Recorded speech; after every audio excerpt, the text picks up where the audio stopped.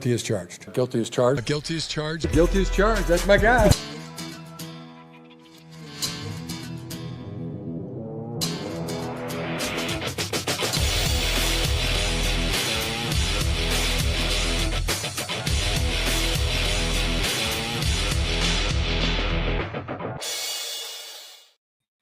Hey, what is up, everybody? Welcome to the Guilty as Charged podcast / bold breakdowns. Politics up there.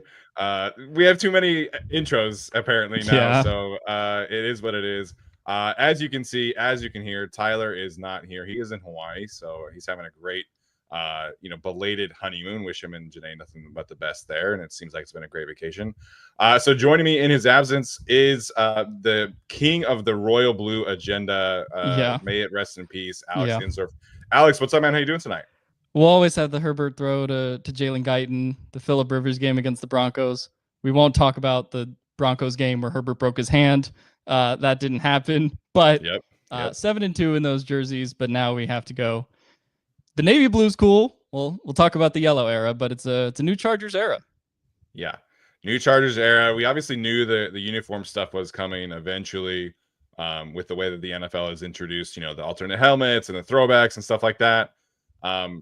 As an aside, this is low-key, probably the best the NFL has looked in terms of a uniform standpoint. I was going through and looking at, all of the various throwbacks that are available now, and the Buccaneers obviously introduced a road alternate to the creamsicle. So there's a ton of awesome, throwbacks out there, but I think obviously we can talk about the Chargers one. So that is today's topic of choice for us. Obviously, the Chargers broke the internet a bit today with their uniform release.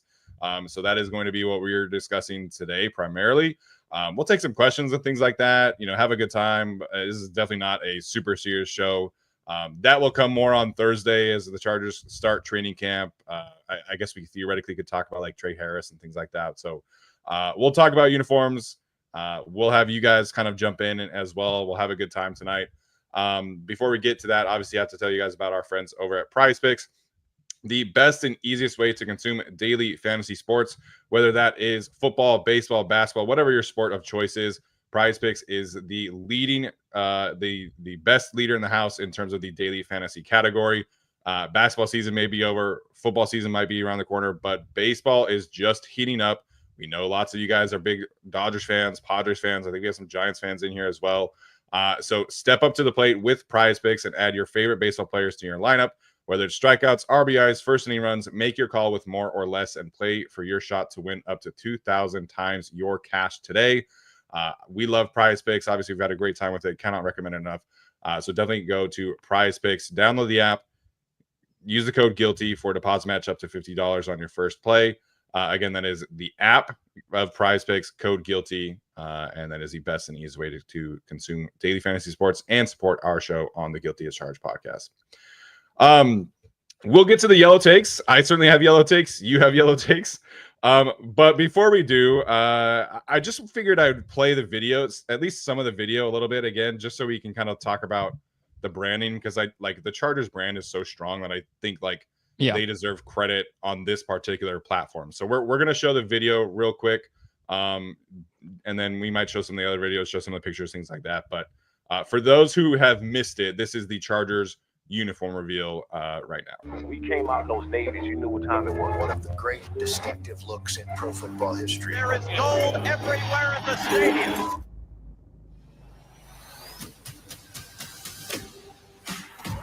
Charger fans are witnesses to history. The lightning bolters going to a big show. They are supercharged up.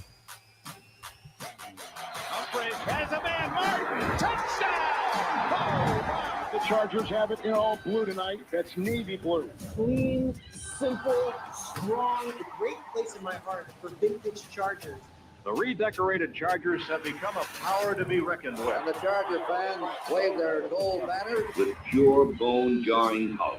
There's that Charger power we've been talking about. It's Charger power. That's what it is. Charger power. He's going for Jefferson. He's got it. Charger power.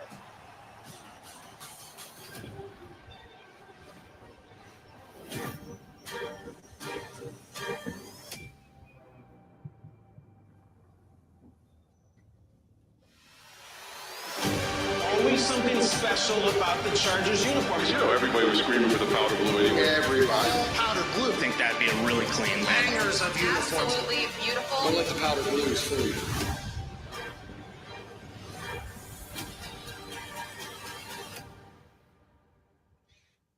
There we go. There we go. Let me get that off the screen. Okay, so the Navy, we'll start with the Navy. And I guess we can start with the branding in general. But everybody wanted that particular uniform combo. What are your thoughts now that we have seen it? Now that we have watched all the different videos, there's a different video we could show too, like that is like purely for the Supercharger Navy uniform. In regards to the Navy, what are your thoughts there? Perfect. I mean, nailed it. I think it was everything we were asking for. I don't think the 2020s navies were like bad. I think they were fine, but they were just kind of like missing something a little bit. I think, you know, I always, for like 5 years, I've been talking about coloring in the bolts and like doing just the small things like that to make the jersey pop a little more. So I felt that way with it. And it looks great. I mean, all the photoshops they did with like the 90s like stuff too, like also looked really cool. I love the little the one they released specifically the navies that had the Montel Jordan, this is how we do it. That was fun. So all the Derwin, he looked great in it. All the players looked really solid. I think that's very clearly like the best look out of this thing. And like, I kind of had the thought because of Harbaugh, but like, we know he's like a Michigan guy. Do we think they ever go full-time Navy? I'm just dropping that thought right now because I just saw. I'm not saying like I would do it, but I just had that thought when I saw these. It wouldn't surprise me. I mean, the Chargers have gone back and forth now several different times between, you know, what is the throwback and what is the primary. Yeah. I know that like from, you know, our experience working with the team, and I feel like I can say this, like we heard that the Chargers viewed their powder blue and gold, and I always say yellow, and technically it is sunshine gold. The Chargers organization views the powder blue and sunshine gold as like the main key marketing, you know, feature to their brand with being in LA. And they view it as the best uniform in sports. And I can understand that. To me, that has been overtaken by the Navy. I think the Navy is incredible. And like when they came out with like the new uniforms, it was like very clearly, I think that they wanted the powder blue and the sunshine gold to be like the main feature. Right. And so the Navy was nice. The royal blue was nice. And I think you could, you know, argue more for the royal blue, and you certainly do. Yeah. But the Navy, it was like an alternate. And so this is definitely like an elevated version. We know that as Chargers fans. I was showing like all of like, oh, this is the old stuff, this is the new stuff to Brooke, and she was like, that looks like the same to me. Yeah.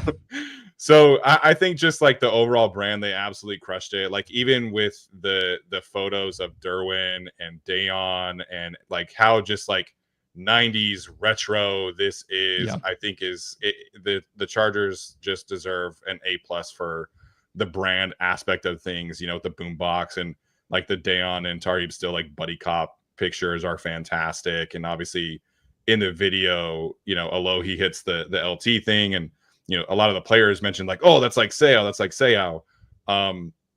So it was kind of like a layup, but the way that they executed it was just fantastic.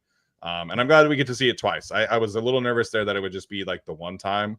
But having it twice this season, I think that part will stay. And I think, you know, it's funny, like Chargers fans were, you know, spent, you know, the better part of the 2010s clamoring for the powder blues back in a more way. Now we're like clamoring for the navies back in a big way. But I think having it twice, I think having it be the retro version, having all navy, I think it's a good compromise of what the fans want and what the organization views as their main selling point of the brand, which is the powder blue and sunshine gold. I also think it, like the navy one in particular, is kind of cool because it's sort of like a little bit of like a mix of like the old and the new. Like even that like number that's in the center of it is the new number, but with like the old outline. So like I thought that was like a little like cool touch that they had on the jersey. So they didn't go total throwback, but I thought it was, you know, very sharp, very clean looking enough.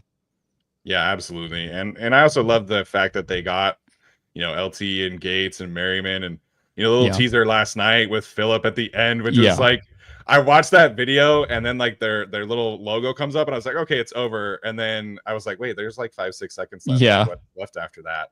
And then it's Phil. It was super cool. Again, the Chargers brand is so strong. The marketing department absolutely crushed it. Dante points out they're calling it the modern throwback, the modern retro throwback, I think is the proper term. So they deserve all the credit in the world for doing this. Apparently they've known since like January that this was going to happen. So the amount of secrets that were kept is awesome. So the Chargers will be wearing the navy twice, like I mentioned. First against the Vikings in week 8, and then week 13 against the Raiders, which obviously like they have to do that. That's just perfect against the Raiders. So the navies, I think, are 10 out of 10. Hit the ball out of the park on this one for sure. Absolutely. All right, let's get to the yellow ones. I do want to show the video just for equality's sake here, just for fairness sake, so we can again kind of keep this about the brand and things like that. So we'll show the video, the yellow right now. This crowd is roaring like they've never cheered before. In 1979, the fans flocked to help their Chargers turn on the power. Drops the quarterback, fires it long downfield. He's got Joyner, touchdown. Charger power was real. It wasn't just a slogan on a t-shirt. Always something special about the Chargers uniform. So deliciously 1970s. An awakening of a new era is coming. Charger power. The crowd that you see, repeat again, all of that yellow in there is for Charger power. Sellout crowds cheered Air Korea. Pro football's best way to play. There's always something to see at a Charger game. We believe it. He's going for Jefferson. He's got it. It is intercepted. And Charger power pays off tonight.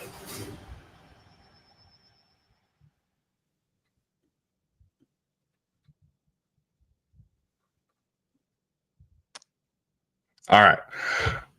The brand is strong. I understand why they did it the way that they did.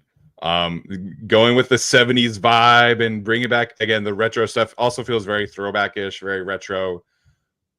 I'll let you have the floor, though, about the all yellows, all sunshine golds, excuse me.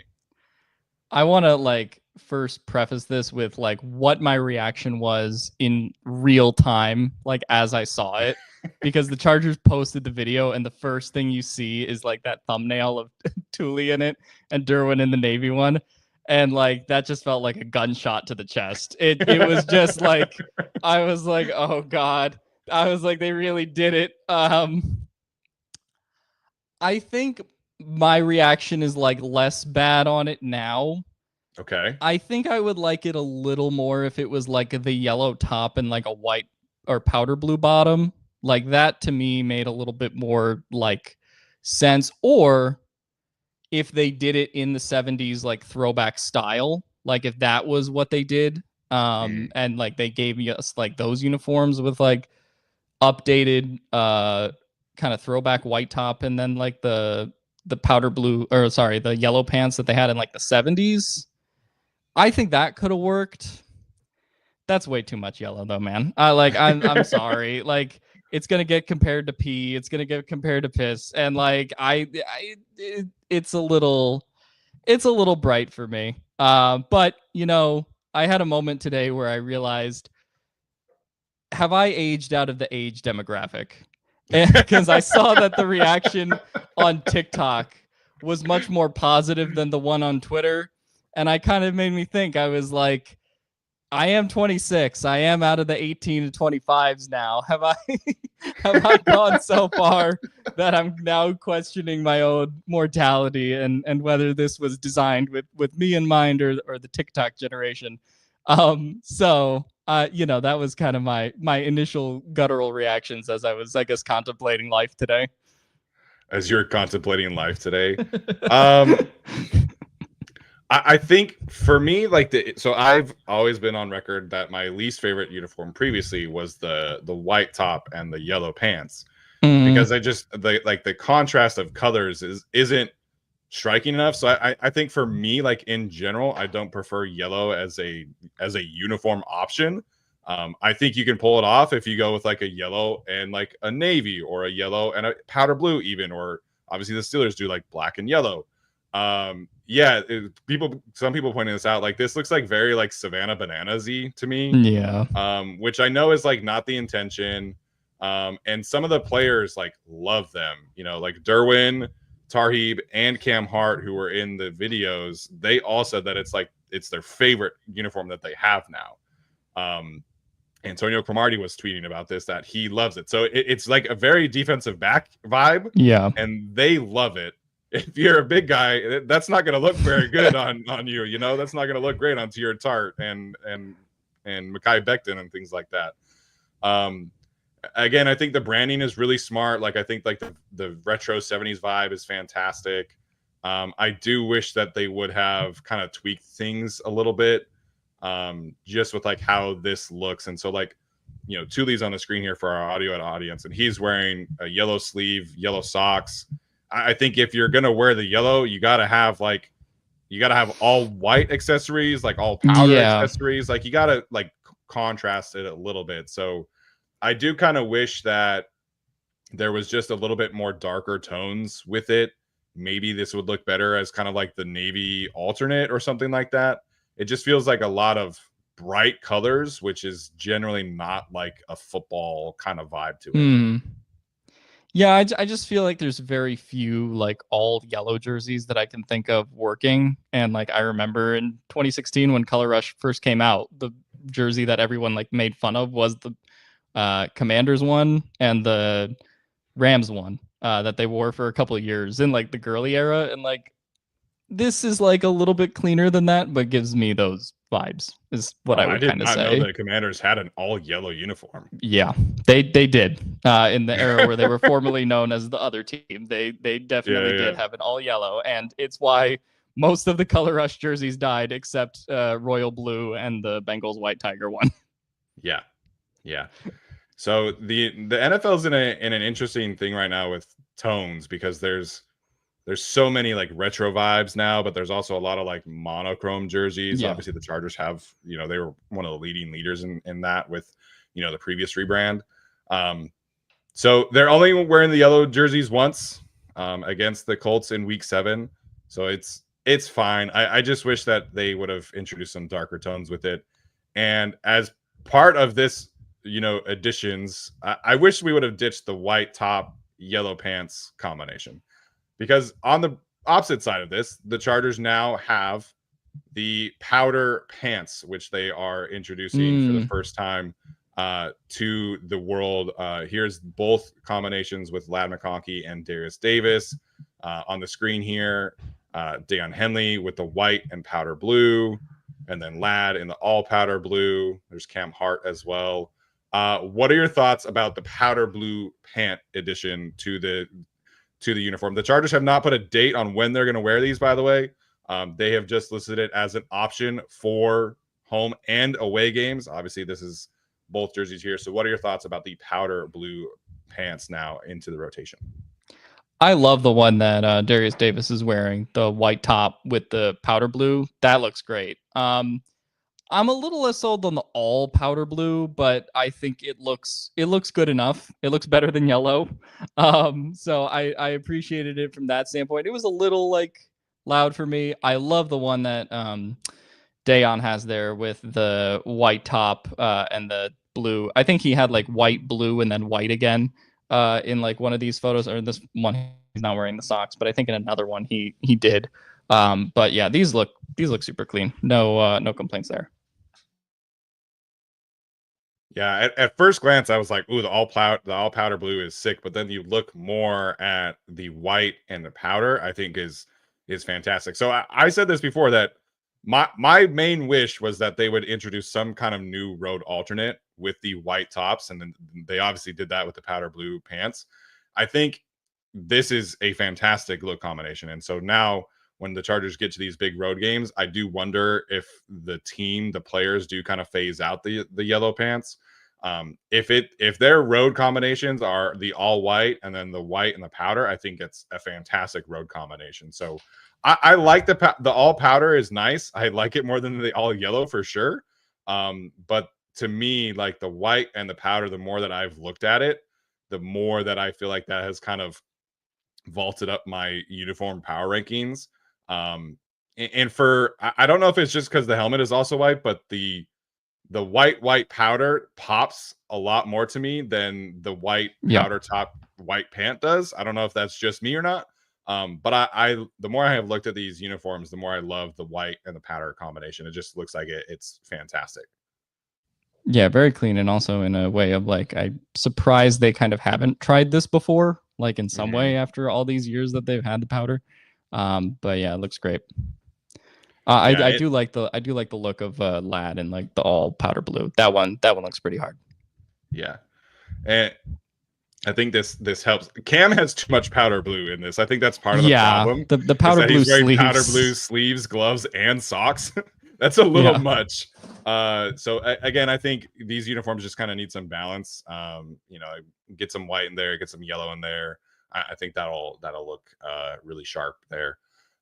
Again, very curious about how this kind of rotation happens because the Chargers can wear, them very frequently. So I would assume, so the Chargers are losing 3 games away from like their main home game set because they're doing, obviously they have the Brazil game, which I would assume is powder and yellow. I would assume that's what they're going to go with there. So the other 8 games, they would have the all yellow, all navy twice. Then they have 5 other home games to wear. So I would assume that we would see powder and yellow quite a lot when the Chargers are at home. And then, so I'm just curious how the Chargers kind of do end up rotating this. The yellow, it's funny, like the powder blue pants kind of felt like a throw-in. Like it was definitely a surprise. I don't think a lot of people were kind of expecting it. But I'm curious how the players react to having kind of like an all powder look. Yeah, I don't know if you saw the video, but Derwin was very excited about the yellow jersey, and it's funny you mentioned that the Chiefs week 1 they're probably wearing like the white top or like. Yeah, he wants to wear all yellow that week. Yeah, he wants to wear all yellow against the Chiefs, and I'm like, boy, is that a litmus test for how that game is going to be perceived? If they beat the Chiefs, everyone's going to love the yellow, and if they lose to the Chiefs, everyone's still going to hate it. Yep. Yeah, all yellows will definitely be overcome if they win. They play the Colts when they will wear them, but we'll see if Derwin has enough sway in the organization to get them. Again, it's like a very defensive back jersey, and I think maybe part of it is like now it'll be harder for officials to see who's grabbing because they're all wearing yellow. I don't know, but the all yellow is definitely a defensive back wide receiver kind of vibe to it. Yeah.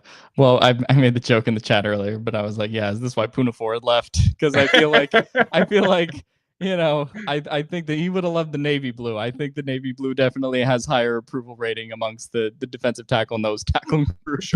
For sure. Yeah, it's not a coincidence that Joe Alt's his comment about the navies was like, "Oh, I'm going to look fast in that." It's just the reality of a big guy. You got to wear dark colors. The lighter colors don't blend as well. I also will say, speaking of Joe Alt, his navy jersey on the store, absolutely like the hardest offensive lineman jersey I've ever seen. That thing looks great. Yeah, so that's an interesting thing that we can talk about too. So Derwin, Herbert, and Ladd, those 3 have all of their jerseys available in all of the various styles.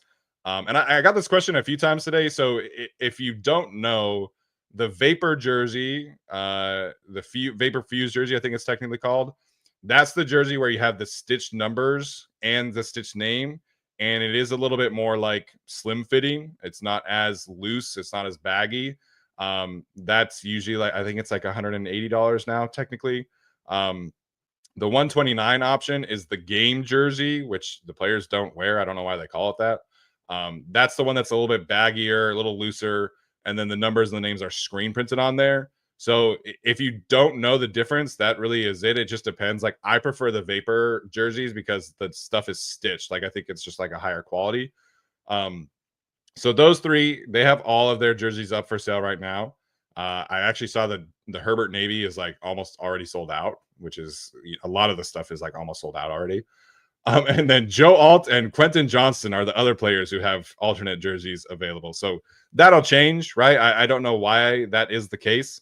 But the Joe Alt, Quentin Johnston, you can get their jerseys available in the game edition as well. So it's an interesting thing to point out. Like, to me, like, Deion's jersey should have been on there. Khalil Mack's jersey should have been on there, but it is what it is. I know that's not all controlled by the Chargers. It kind of depends whose jerseys sell and things like that, but it is interesting. Yeah. Get Trey Harris in camp and I'll buy 7 of the yellow ones. That sounds great. You'll buy a yellow Trey Harris jersey? Yeah, if they can get him in camp anytime soon. Do you have 14 fingers rumor? What the heck is the 14 fingers rumor? No, I don't have a. Oh, I don't know if this is one of the ones where they're trying to like get you to say something or not. I have no idea, actually. Randy, what? Please clarify. And yes, I will not put that on the screen and mention it specifically, but Dansky, very important comment there, if you don't know. Okay, so I think that's all the uniform talk we have. Is that correct?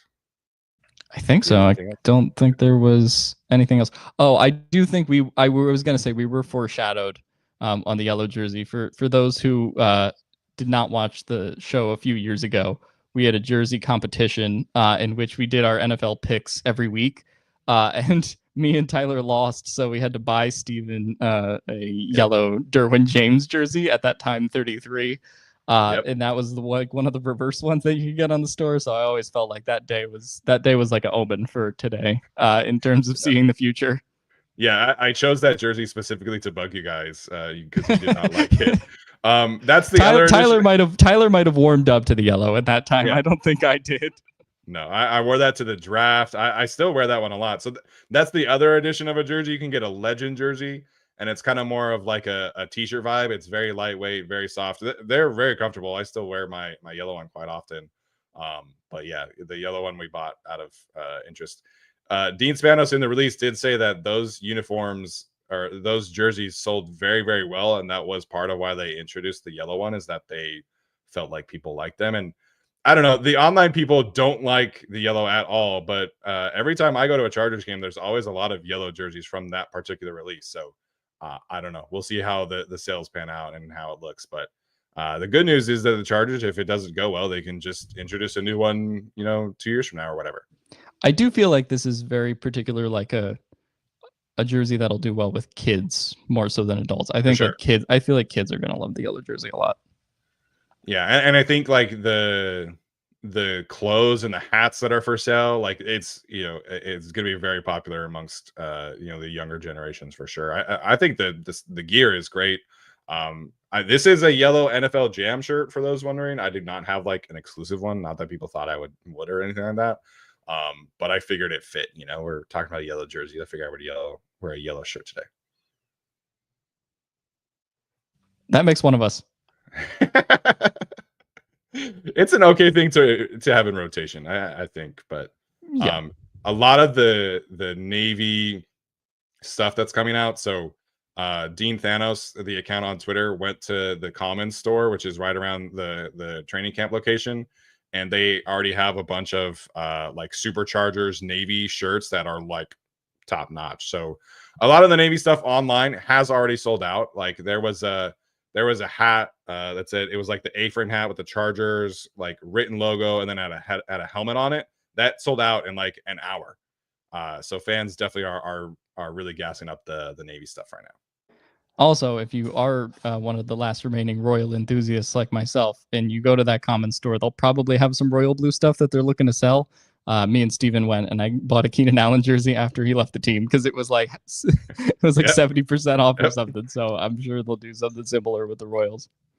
Yeah, somebody in our Discord was saying the other day that they wish they had taken advantage of the Mike Williams discount, because now he's back with the team. Yeah, so you can wear the jersey again.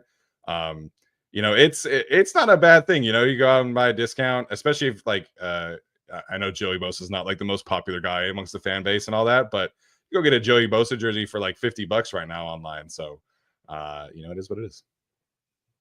Not bad.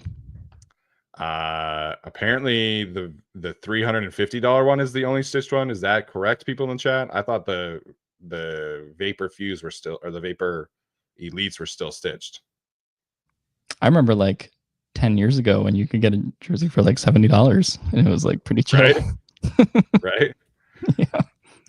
Times have changed. If I was mistaken, I apologize, but I'm pretty sure the 174 one are still stitched. I've never bought the stitched one. I think the last one I bought was the 129 Color Rush, but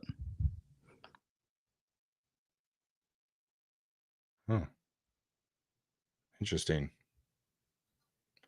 Okay, online it's now saying that they 174 ones are also not stitched. Interesting.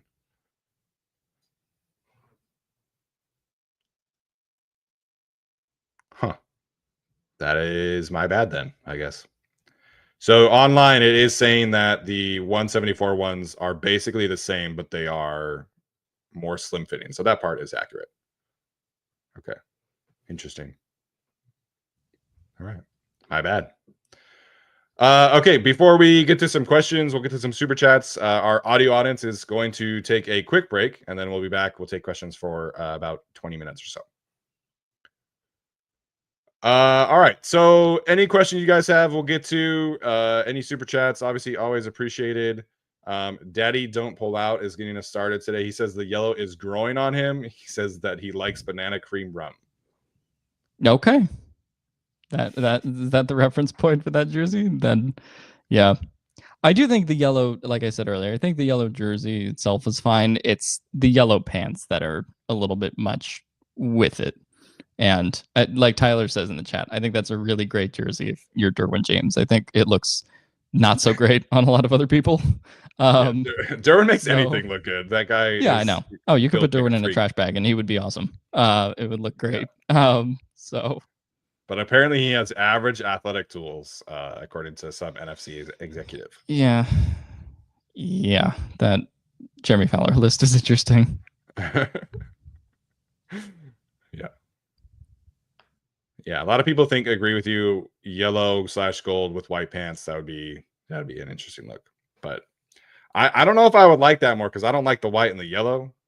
But I think I would like the yellow top with the white pants more than the white and yellow bottom that they do now. Or if they did it, like I said, like a true like throwback look and not just like the current like reverse one that they did a couple years ago. If they did like a true retro yellow, that was kind of like the Fouts era, then I think that would have been a little bit more interesting. But just being a little picky.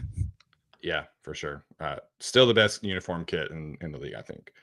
Atticus asking about, is the Supercharger only navy? The branding is very specific here. So the yellows are Charger Power. Apparently that was like a slogan from back in the day when this era was popular. And then yes, the Supercharger is the navies, which is a reference to the 90s specifically. They did have some LT, stuff like that in the video. But I think it is very much geared towards like a 90s vibe. And that was made obvious with like the specific Navy video with all of the vibes in there and all of the beatboxes, things like that from the pictures. Yeah. So it is Supercharger. Yeah, go ahead. I was gonna say at the first game that they wear the navies, I think they should play the LT style electric slide. I think should work that into the first game somehow. They have that in there every once in a while, but it is if we're gonna wear the full on like LT era navies, then I think we need to bring that back. Yeah. Isaac bringing up that even at SoFi they don't have stitched ones anymore. So I thought the 175 you were paying for the stitching, so that's my bad there. It is heat pressed, and then Ollie points out the Vapor Fused Limited versus Vapor Fused Elite is the difference there. So if you want the Elite one, which those ones look more of like what the players actually wear, like the sleeves are more like shorter and they're like tucked in, they're sewed. Those ones are $350. So some people swear by them. I refuse to pay for $350 for a jersey. Like that's just not happening. But it is what it is. Whatever floats your boat. Let me check my credit score before I, make a purchase like that. Dark Samus in here says, "Oh, cool, got to see a live stream with Dr. Alex. He's been asking What's for up? you, so appreciate Dark Samus. Yeah, I think this is the first time I've been on since the draft as far as doing a live stream. That was the last one. I think it was the last one we did. So, yep, sounds about right. He also wants to know his running bit is interior offensive line. He wants to know if the Chargers would draft a Becton type player in 2026 at offensive guard. I have no idea how the offensive guard class looks, and I probably know like a good 10 college players, maybe total this year. So I feel like I don't know if I'm the right person for this question, but yes, I'm sure they would like another big offensive lineman at guard or center at some point. I think when they draft an interior offensive lineman, it depends obviously how the season goes. If Zion can finally like manage to pick up stunts at a higher level, I think they will re-sign him, and depending on the position, obviously. But if Zion fails and Bozeman fails, like I think they're definitely drafting one early. Tyler was kind of talking about this on social media the other day, where like it's an offensive line organization, but they haven't really invested at guard yet because they've been trying to do the whole like stopgap thing, figure out if Zion is real thing.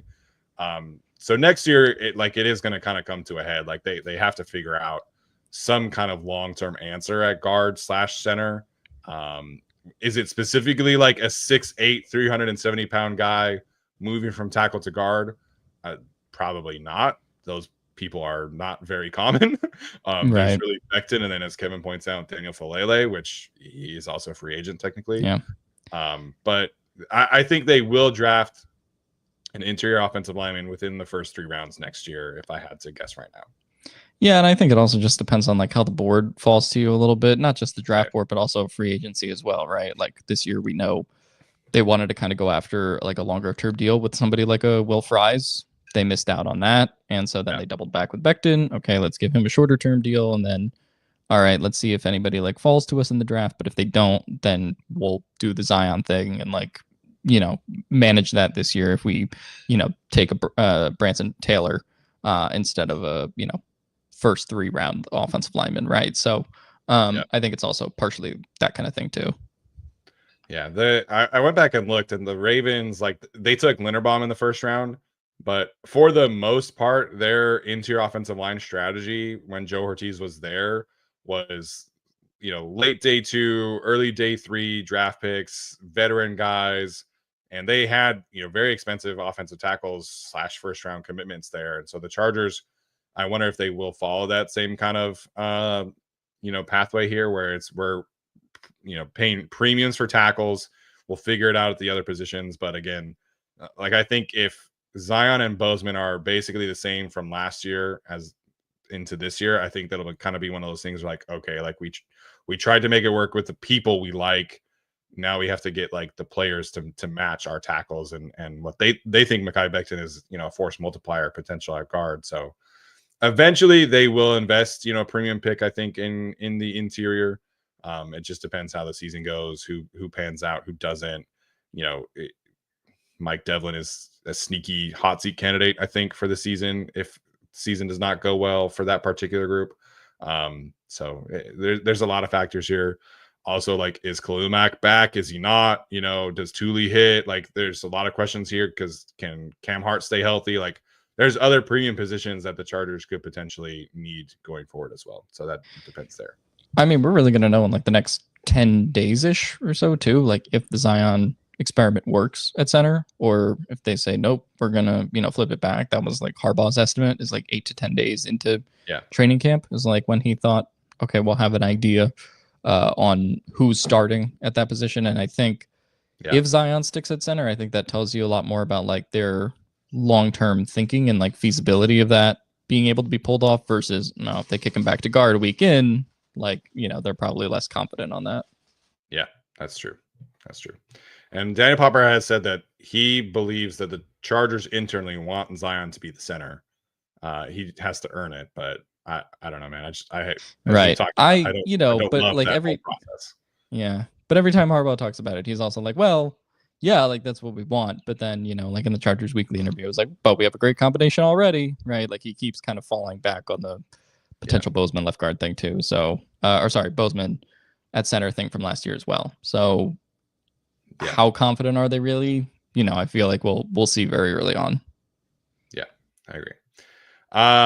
Anthony asking about any interior offensive line names. I don't know.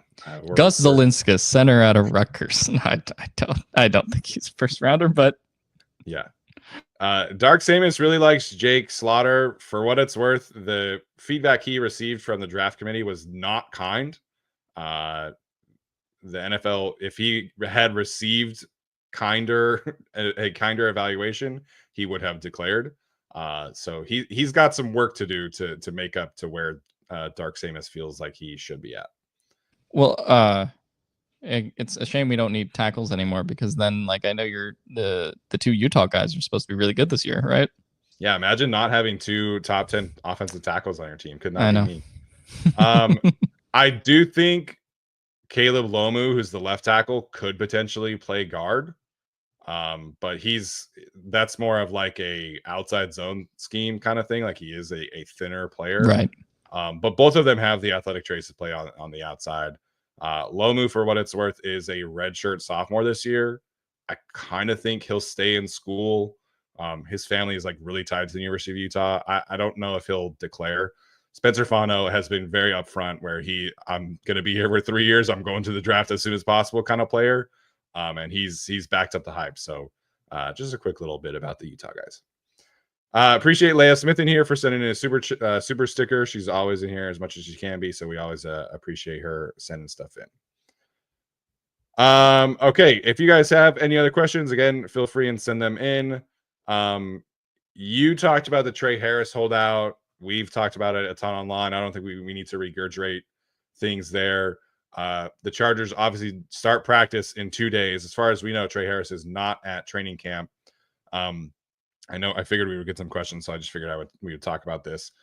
Ian Rappaport was on NFL Network yesterday saying that a lot of the second round picks are waiting to see what happens with Tyler Shuck, who is the Saints quarterback. Likely the Saints starting quarterback, because their other options are Spencer Rattler or Jake Haener. So a lot of these other players are waiting to see if the Saints budge and give him a full guaranteed contract. Once that domino falls, a lot of the other dominoes will fall. But the players, the agent, and the NFLPA are all, I think, vying for them to get fully guaranteed contracts, because then that sets up future things. But what are your thoughts of having a few days to ruminate on the Trey Harris holdout? Yeah, I would just give him a fully guaranteed contract. I think it's pretty easy. But I understand why the precedent exists there, and that's going to be a war until August or sometime like that. So we'll kind of figure out how that's going to go with where the NFL front offices want to hold the line on that. I think the Bears are an interesting pivot point here too. They have 3 second-round picks. They have Luther Burden, Trapillo, and then Shamar Turner. So then it's just are you just going to have 3 of the second-round picks you invested in not practice for a month and a half and then start the season? So I that's an interesting one to me, in addition to the Saints, but obviously their starting quarterback. So I think those are the 2 spots I'm kind of most interested in to see what happens. Yeah, they have multiple. The Browns obviously had multiple, which they've got another issue with their second pick. tough spot there for whoever's doing the character evaluations. But my take, which a lot of people don't like, is that, to me, your rookie contract players should have fully guaranteed contracts. You're really not talking about that big of a difference. If you don't want to guarantee all of the money in the elite player contracts, in your Justin Jeffersons, in your Nick Bosa's, in your Justin Herberts, I think you can get away with that, because those players are going to see all that money anyway, just, based off of who they are. But to me, if you're haggling over, the Trey Harris contract, you're really not haggling over that much money. So, pick 55 was Trey Harris this year. Last year it was Patrick Paul. His total contract value, according to Over the Cap, was $6.9 million, and the Dolphins guaranteed $4.6 million of it. So you're talking about $3 million guaranteed across the stretch of a 4-year contract. That really is not that much money. This should be a very easy decision where you're looking at your team, and I know like there's a lot going on with the NFL owners right now, which we can get into if we want to. I know that the owners don't want to set that precedent, but it's already been set. Like, you have two owners who already fully guaranteed contracts. For a team like the Chargers, you need Trey Harris out there, especially now that Mike Williams is not going to be practicing because he's on the PUP list right now. Like, the alternative is that you're rolling out training camp to start with Lad McConkey, Quentin Johnson, and Jalen Reagor as your starting trio. Like, I need Trey Harris out there. You need Trey Harris out there. This should be a very easy thing that the Chargers just need to get done. And I know that like certain owners want to be good soldiers and they want to hold that line. The line's already been broken. You don't need to worry about being good soldiers. Right. Just do the contract. You're only talking about like $2.5–3 million. Just get it done. Get Trey Harris out there to practice. The team needs it. You need it. It's just be easier for everybody to get that deal done. Yeah, and I just like I never understand this thing with sports like fans in general, where it's like, oh well, if we guarantee all the contracts to the second round guys, then the third round guys might start asking for guaranteed contracts, and I'm like, ooh, wow, like that's a whole what? Good. That's a whole great like for everybody. Yeah, that's a whole like what, $4 million or something, $5 million that you have to guarantee over 4 years. You know, like we're not, again, like you said, there's definitely like when you're talking about the bigger money contract guys to avoid, you know, as people put it, like JC Jackson situations and stuff like that, and giving yourself security against that, I understand. But this situation is just like, I don't know. I don't understand why we're haggling over, you know, this little money in the grand scheme of how much the cap is going up, and, you know, as a function, just like how much you need your second round picks on your team, not just Trey Harris for the Chargers, obviously with Mike Williams injured, but how much, you know, the Bears need the 3 second round picks I mentioned, or how much the Saints need Tyler Shuck, right? Like all of these kinds of guys that are around the league. So it's just like that. Yeah. That's the thing that I just don't understand about this. And I think it's a certain stubbornness. I get not the whole beef about like the not guaranteeing the quarterback contracts, right? Like that was like, you know, we're talking about generational wealth there, right? And over a 4 or 5 year deal. This just seems to me like a silly thing to continue to hold the line on and try to establish some type of precedent when I don't think it's worth Trey Harris showing up on August 29th and being like, oh, you have a week of practice before the Chiefs game. Like, I don't think it's worth it to put yourself in that position and, you know, risk more losses early that you have to dig yourself out of a hole out of. Like, I just don't get it. Yeah. If Trey were the first holdout and no second rounder had signed, then I guess I would understand that. But there's been 2, like the precedent has been set. Like it to me, this is easy. Like you just go sign and get the deal done. As Tyler pointed out, I'm going to emphasize this again. There's been a lot of negative energy directed towards Trey Harris as an individual. He's lazy. He's entitled. He doesn't want to practice. This man spent the entire spring at the training facility. Like he was working extra overtime hours to get a handle on the playbook. This is a guy who, by all accounts, passed every single character test with flying colors across the league. This is a stand-up human being. This is a player that you want to draft and build around. This is a great young man, by all accounts, that has put in the work to be in this position. It's not his decision really to hold out or not. The agent, the NFLPA, they're all pushing for these players to get fully guaranteed contracts.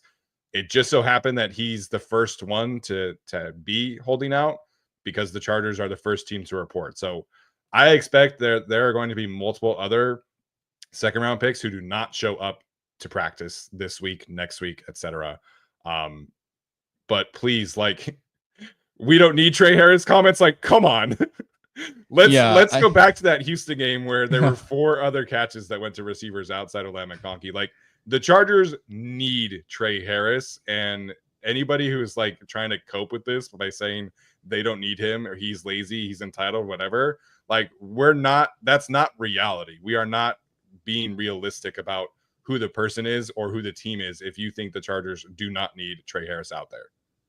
Yeah, and it's just like I saw that Tyler tweet where he was basically like, "Oh well, yeah. So the starting group in training camp will be Lad, QJ, and Jalen Rager," and it was just like, "Oh, you mean the group that lost us 32-12 when we, yes, the offensive line played into that, and other things as well, but like, they paid for wide receiver upgrades, right? As far as drafting Trey and obviously taking a shot on Mike if he could be there, right? And those were supposed to be like your big X receiver upgrades. And so like, if you wanted that for your offense, then you gotta pay for what you drafted. I don't know. That's just how I feel. Yeah. I think to me this is a no-brainer. Just get the deal done. Yeah. We'll get to some other super chats. Quick thoughts about Najee Harris. We'll see what happens. I can't believe that the rumors were like semi-true. Yeah. There was talk that he like lost both of his eyes though. It sounds like he is going to be ready for the start of the season, according to Ian Rappaport. But he did say that he is expected to miss some time of practice, which I was a little confused why he wasn't placed on the PUP list. You pointed out that it's likely just going to be the NFI list because he did not get injured doing a football thing. But it sounds like he is probably going to miss, a few weeks of practice. And I'm sure the Chargers will be careful with him as well once they figure out what exactly the injury he's dealing with is and how severe it is and things like that. They'll probably have to make some adjustments and whatever. But I'm not super concerned about his availability for the season until we get more information, I think. Yeah, I think Junior Colson last year got placed on NFI and then like a week later was off of it or something when he had the appendicitis and then the appendectomy. So it's not like as long as it happens before the season that he comes off of it, then, I think that'll probably be the route that they go. I don't really know what to think of the Najee thing until we actually have more details on what the injury is because the only statement we have is from his agent. So it's like, yeah, I believe if Ian Rappaport and his agent are coming out and saying, it's not that bad, that it's probably not that bad enough to miss week 1. But like the specifics of what exactly the injury is, I feel uncomfortable speculating because, again, no one has seen Najee in public outside of the Chargers, who will see him when they report tomorrow, I think. So veterans report tomorrow. I assume we'll get some clarity on NFI list by Thursday once they start practicing.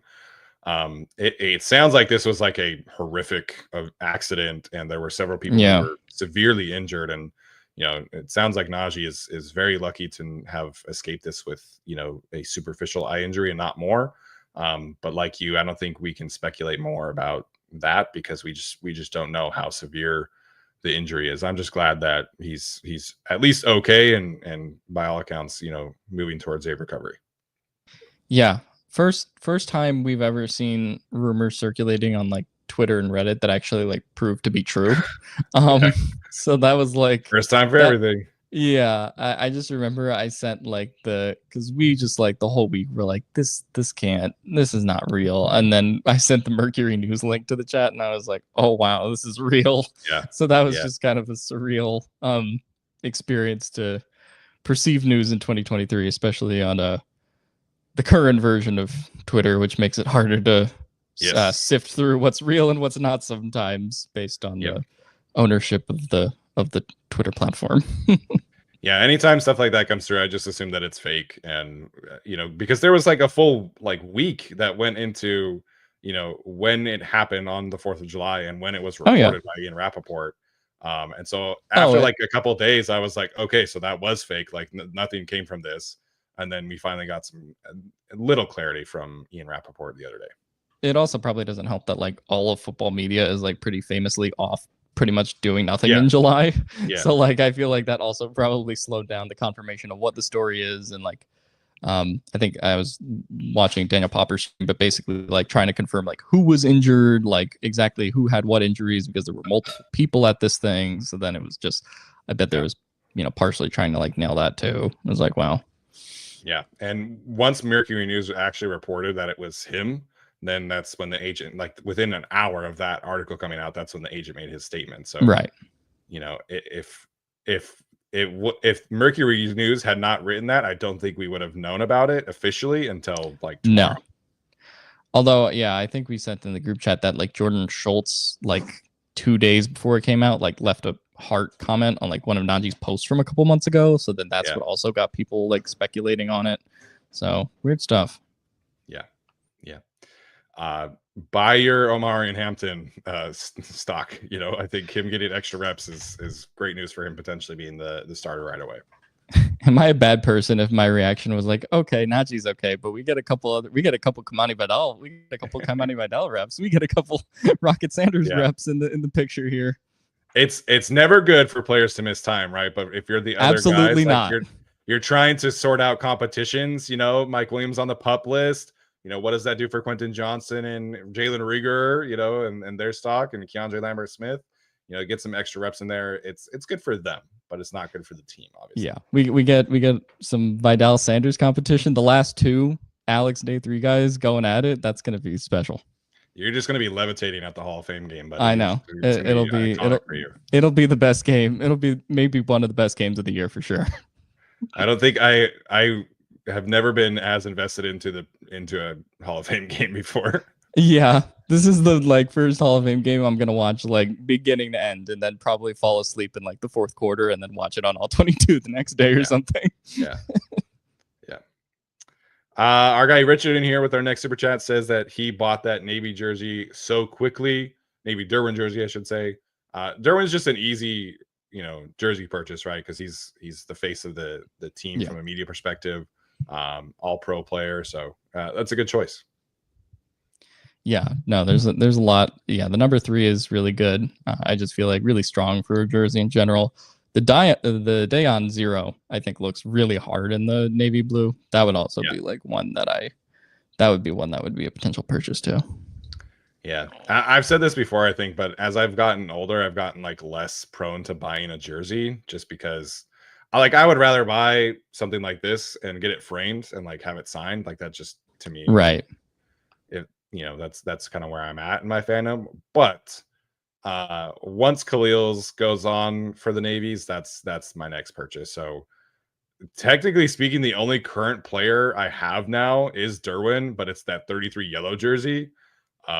Because my other jerseys are a Phillip Rivers jersey, an old Antonio Gates jersey, Austin Eckler, and Joey Bosa, and then the Derwin jersey. So surprised you never had a Herbert one. Oh, I have a Herbert one, actually. I lied. I do have a Herbert one. Yeah. It's just white. I love the way that the whites look on the field. So I bought one, and then I hate wearing it. Because I get so nervous that I'm gonna get stuff on it. You know, I bought it when I was like probably, you know, a little lighter. So it's not my favorite right now, but I remember I think I remember you have a Herbert jersey because I remember you wore it during our like 2021 draft stream. I feel like I remember that vividly. I don't know why I remember that random thing from 4 years ago, but that's good that I remember that. I guess. That was a stitched Vapor jersey, not the one, the $350 one. So that's I think why I was a little confused with that whole thing. But yes, I do have a Herbert one. So I'm Khalil's my next one. Part of my jersey thing also is like, so Joe Alt is up, right? Lab McConkey. I'm 31. Joe Alt is like 22. Like I do feel a little weird buying a jersey of somebody that's 10 years younger than me. That's just me. Like I know it is weird, but is the jersey age gap problematic? Yeah. Loki, I think it is like Thule is like a full 12 years younger than I am. Like, I don't know, man. It's a little weird for me. I thought about that one time. You know, when I think I was trying to buy, whose jersey was it? It was like a few years ago when I was like, oh, he's like 10 years younger than I am. I don't know. But yeah, that's kind of where I'm at. It's like the Hollywood relationships when they're like, oh, he's 70 and she's 27. Is that a little weird? That's like the jersey equivalent of like, ooh, I don't know. 10 is where it gets a little, the 10-year age difference is where it gets a little strange. Yeah. Once it gets more than 10, I don't know. It just feels weird to me. I don't know. I luckily haven't had that problem yet, but I'm also not that far away from it. So I have to be cognizant of it soon. But yeah, I mean, you look like you could be Lad's older brother, so I know. It just works out. Yeah. I think some people would say I'd be Lad's younger brother, but I don't know. Depending Lad, on the Lad has a little like goatee now. He's Yeah. married, you know. Yeah. So yeah. But I did see a picture of myself from 3 years ago, and I was like, wow, the collagen's like seeping out of my face. Brendan says he agrees with me. So you know, I'm glad I'm not the only one. Our pro football team is full of kids. Me at 31. Yeah. It's so funny to me. Like I was listening to somebody talk about the Terry McLaurin situation, and they were like, "Yeah, he's getting older." I'm like, "Bro, he's 29." Yeah. That's how I feel watching like the NBA draft in particular, where you get like the 18, 19-year-olds coming out of there.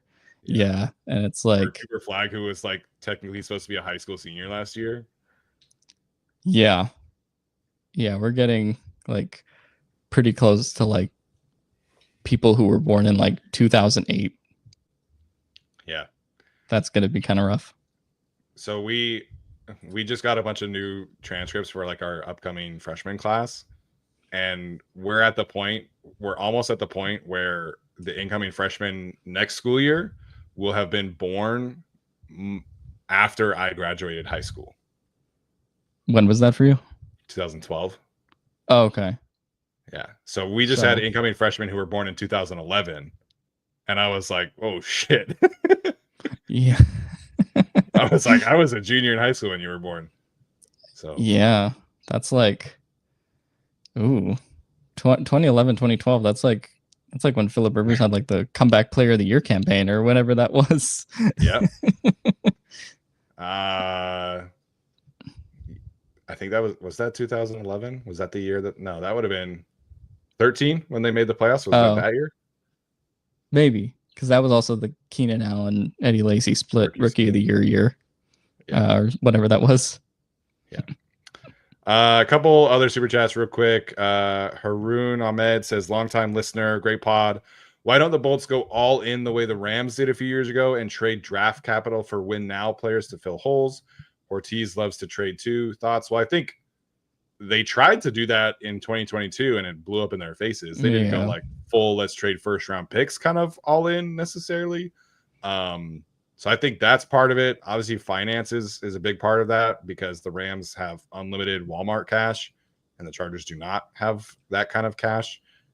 Specifically with Ortiz, do you think he'd ever get to that point where he does trade, premium and draft capital for future assets? I mean, I also think it's about what opportunities are available to you. Like I said, for example, the rumor was obviously like DK Metcalf wanted to come here, right? How active the Chargers were on that, we'll kind of never know. But I also think it's kind of a process that they're 1 or 2 more years away than they think they're that team this year. So I think that's more. I don't expect them to go, full Les Snead, which is every draft pick can go for, anybody at that point. I don't know if I ever expect them, Joe Ortiz from a Ravens philosophy to ever be quite that all in. But I do think them not making those kinds of trades is more a matter of where they think they are. And then also in terms of next year, they're now kind of a little draft capital deficient. I mean, not really. They have 6 picks, but they're down. They don't have their 7th because they traded that for Elijah Molden. So I'll be curious to see what they do their picks next year because of not trading back with the Eagles this year, if that gives them a little bit more motivation to do so next year. Obviously way too far out to be talking about stuff like that. But since they're not going to get comp picks, I'm curious what they do with the draft capital situation next year. Yeah, and they might not get comp picks the following year because they have a shit ton of money to spend again next year. I think Ortiz specifically, he comes from the belief that the draft is really where you build your team. Mm-hmm. So I think if there's a player out there, if there's a deal out there, the Ravens were not afraid to do that. I was just looking up, they traded a 2nd and a 5th to go get Roquan Smith. So they're obviously very aggressive for that particular player, that particular instance. Mm-hmm. So if there were, a player at a dire position of need that were available for the right price, I think they would do it. But you mentioning next year's draft capital, like it does make things a little bit trickier. Again, you can always trade down, but nowadays with the trade down, it's almost more like you're sticking with the same amount of picks. Like that's the new thing that NFL teams are doing, where we're going to trade down, but you're also going to give us this pick, and so the teams keep the same amount of picks, just like where they are selecting changes. And so I just don't know if we'll ever see the Chargers get to that point because of the cash and because the draft is really where they want to partake and build their team that way. And I think that's part of the reason why they weren't super aggressive in free agency, is they wanted the last year's group, this year's group to be kind of the key points here. So I don't know. I don't think we'll ever see them get to that point. It's very rare. Like most teams have not operated like that and been successful. The Rams are definitely an anomaly there. The Ravens have their moments where they're like, hey, Odell Beckham Jr., are you Lamar Jackson's friend? Here's $18 million. So Or Marcus Williams was a pretty aggressive thing for them. It didn't work out. It sucks because I would have loved that. They were aggressive with Steve Smith after his days in Carolina. Right. Like, I think it's just more situational for them, depending on obviously like which players they kind of know, and I don't know if there will ever be that full all in push where it's like, okay, let's go get Ramsey and let's go get sign Odell, like the Rams did in the Super Bowl run.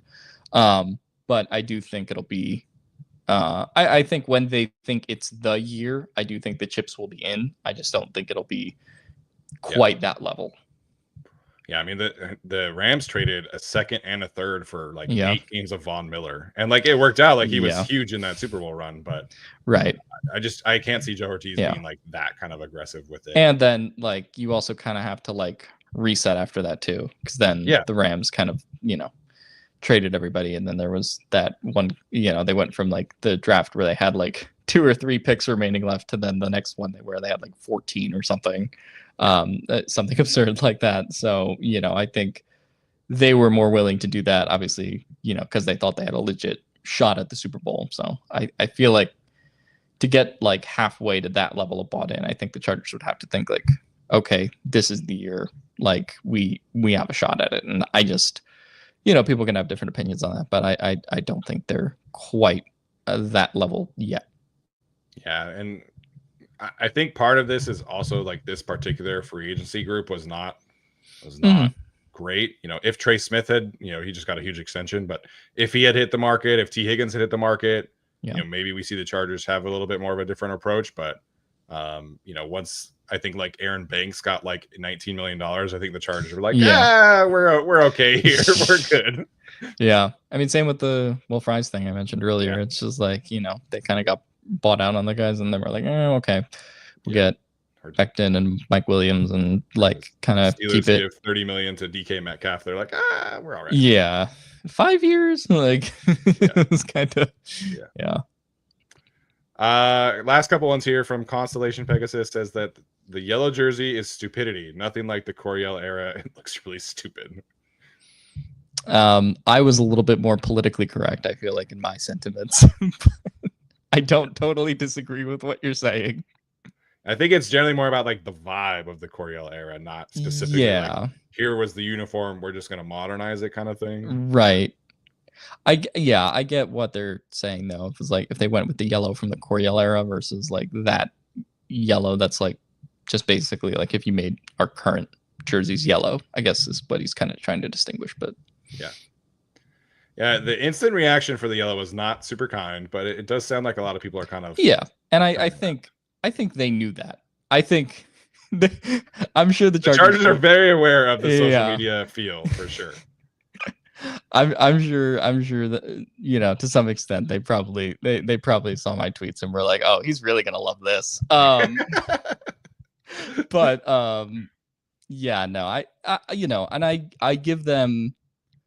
I give them credit for trying something that is new, because obviously they put that questionnaire out oh, should we try a black alternate, should we do stuff like that. So I think they were looking for something for a while, and so I think they knew when they put that yellow jersey out that like not everyone was gonna be 100% approval rating on it. Like it is for the Navy, but even though I'm not 100% in love with it, nearly to the degree that some other people are, I give them credit for certainly being bold and trying, because that was bold. Yeah, and I am curious. Like, I'm not going to the Colts game because there are other games that I'll be going to. But I would be curious to see what it looks like in person, because when the all white came out, I did not like love it, and then I saw it in person, and I was like, okay, this really pops at a higher level. So I am curious to see what it looks like. It's an afternoon game, but if that were a night game, like what would that look like? I think is interesting. But I don't think it's stupidity. I don't love it, but it's stupidity is rather harsh.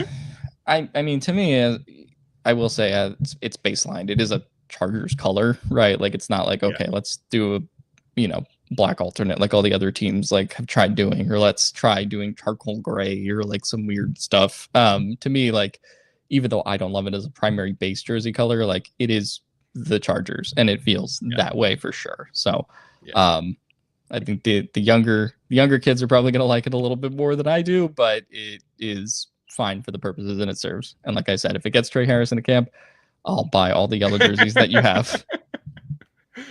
Yeah, there's definitely got to be some Ladd McConkey and Trey Harris jerseys in our group. Yeah. Last one from Lewis Godfrey says 20-somethings are so obnoxious about being, quote, old. Listen, man, when you work with teenagers like I do, you feel old. Like, it doesn't matter how actually young or old you are. But thank you for the super chat, I guess. Yeah, I think you could have just cut off the part that said about being old. I think 20-year-olds, including myself included, are just obnoxious in general. But yeah, it doesn't help me feel young when I go play basketball on Wednesday nights. That makes me feel much older. So it just, that's how, like, when you turn 30, I feel like you just generally feel like old. Like, it's just kind of like, oh, my 20s are over, kind of thing. So yeah, I picked up a calf strain running a few days ago, and I was like, ooh, that's a new one. That's like a new. There's nothing worse than getting an injury from doing something that you just is normal for you. Oh yeah. No, I feel like if I was in high school, I could have just toughened through that. But then I was like, ooh, it's a little gimpy. Yeah, I like tweaked my knee like a little bit when I was playing like a few months ago, and like when it happened, I just kept playing, and like it just didn't feel bad. But then the next day, I was like, man, I need to take today off. Like, so yeah, I get it. Frank says, wait until you're over 40. Yeah, it's just part of life. I think you just feel old at every stage, I think. Yeah. Man, sounds like that would happen to Michael. That's funny. Steven and I are going to get off this podcast and place ourselves on the pup list. Yeah. All right, you guys. Fun show today. Appreciate Alex for hopping on in place of Tyler. We are full steam ahead. Training camp practice starts on Thursday. Tyler and I will be live for recaps of that. Alex will be having his usual bolt breakdowns. Yep. I am officially attending practice on Monday, July 28th. I'm very excited that is currently scheduled to be a padded practice. Yep. So much more effective use of time when you're able to go to a padded practice, I think. So if you're there that day, feel free to come say hello. We'll definitely be happy to see everybody as much as I can. I know like Monday is probably not like a super popular practice that day. But yeah, hopefully I'll see some of you guys around there. Alex, appreciate you for jumping in. Tyler, hopefully you're having a great anniversary. Appreciate him for jumping in the comments a little bit. You guys listening, watching, make sure to leave a review, rating, all that good stuff does help continue to grow the show. This has been the Guilty as Charged podcast. See you next time. As always, bolt up.